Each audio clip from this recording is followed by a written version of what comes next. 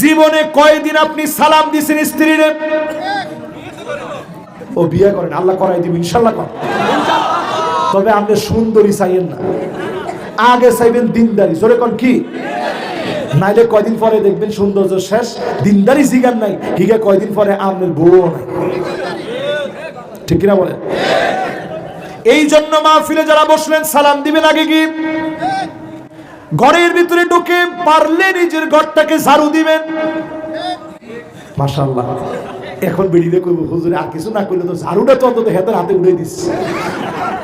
এটা আমি উঠাই দিই, আল্লাহ রাসূল উঠাই দিয়ে গেছেন। নবীজি নিজে নিজের ঘরটা ঝাড়ু দিয়েছেন। জোরে করে আল্লাহু আকবার। জুতাটা আমার নবী নিজে মুছতেন। আমি কোন কি হয়ে গেছি? আল্লাহর নবী নিজে তরকারি গুলা কেটে দিতে আম্মা জানদেরকে নিয়ে নবীজি যখন বসতেন গল্প করতেন, চোখের ভিতরে পানি দেখলে আদর করে স্নেহ করে নবীজি মুছে দিতেন। আর আমরা করছি উল্টা, চোখের ভিতরে পানি দেখলে কয় যে মারিয়ে নেন একদম। কান্দস কা? তোর এই কান্দার জ্বালায় আমার হাড়ে ওঠা, আমি স্টক করছি তোর কান্দার জ্বালায়। কান্দিস না, কানলে মারবো।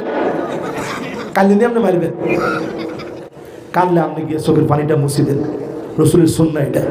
এরপরে যদি মুখ ঘুরায় নেয় আবার মুছে দেন, এরপরে মুখ ঘুরাই নিয়েছে আবার মুছে দেন। কয়বার মহিলা আপনার মুখ ঘুরাই নিব?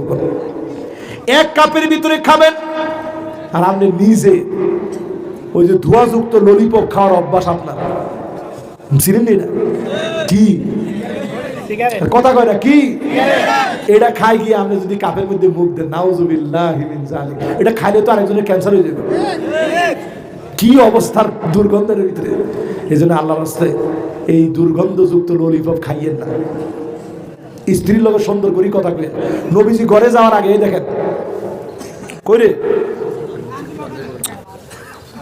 ধর এই যে ভাই এটা কত টাইট দেখছেন, দেখেন কেমনি বুঝাবো টাইট কত, ইয়ারে দিয়ে বুঝাই দেখেন, দেখছেন?